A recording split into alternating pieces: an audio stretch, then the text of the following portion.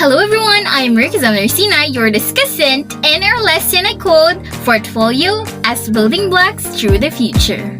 Education is very important to all of us. It gives us power to conquer all of our endeavors in life. It gives us knowledge, values, and experiences that we can use along with our journeys in life. Education hones us to who we wanted to be in the future, but we all know that it is not that easy.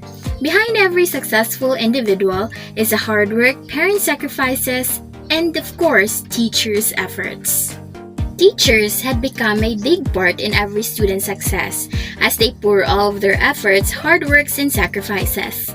They are flexible in dealing with their students and honing their skills, discovering their strengths and weaknesses, and strengthening their capabilities and skills.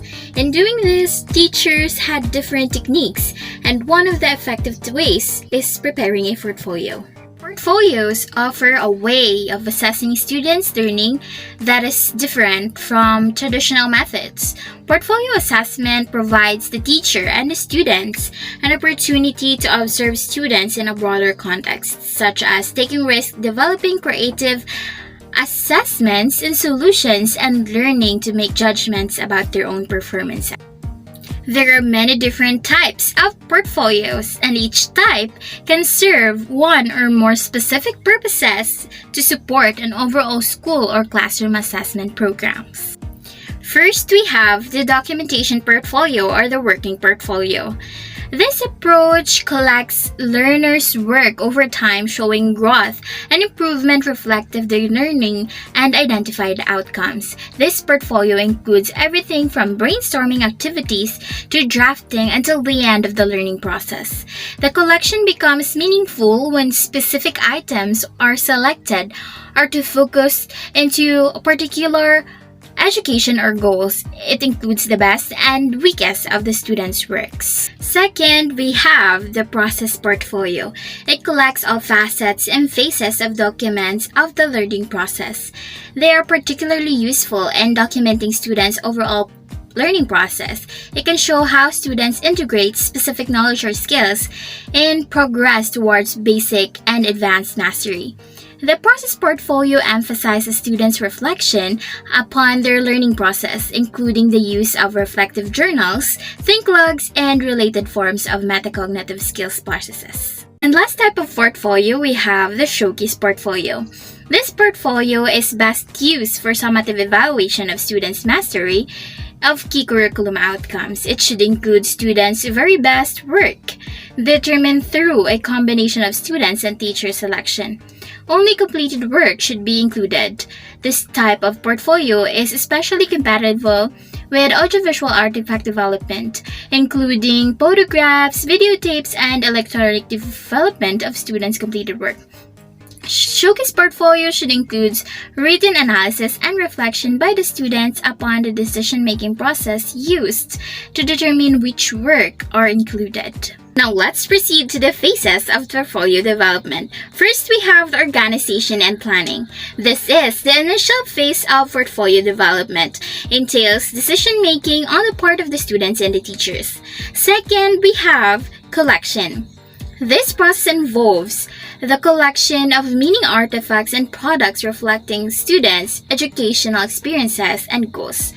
And lastly, we have the reflection. Whether possible, there should be evidences of students' metacognitive reflections upon the learning process and their monitoring of their learning comprehensions of key knowledge and skills. Now we're near. Let's discuss evaluating a portfolio. How do we evaluate a portfolio? So teachers normally have multiple scoring strategies to evaluate a portfolio. First, we have the thoughtfulness. This includes evidences of students' monitoring of their own comprehension, metacognitive reflections, and product of habits of mind. Second, growth and development in relation to key curriculum expectancies and indicators. Next, understanding and application of key processes. Next, we have completeness, correctness, and appreciation of products and processes presented in the portfolio. And lastly, we have the diversity of entries. This includes the use of multiple formats to demonstrate achievements and students' performances standard. Truly, that portfolios are very important in education. Its influence and effects are visible to the development and growth of the students. It helps the teachers to modify and monitor the students' knowledge and performances in progressing in the field. It helps the teachers to test the effectiveness of his or her prepared activities, and also it helps the students to monitor their progress and performance in the class. In this way, they will become more competitive and more productive in engaging, cooperating, and collaborating ideas, competencies, knowledge, experiences, and growth to their classmates, peers, and most especially to their teachers. It helps them in aiming their dreams and aspirations in life. As a developing learner, I've witnessed and experienced the effectiveness of preparing a portfolio. We are all a product of a good and effective portfolio with a guide of the skillful hands and mind of our educators. And soon, we will confidently flap our wings and fly high, bringing the learnings, values, knowledge, and character of professionalism, with hearts aglow, shouting that we are honed and we are the result of a good and effective portfolio making. I hope that you've learned something for today. I am Rickrizel of NERECINA, your discussant, and I hope that we have a great day every day. Goodbye!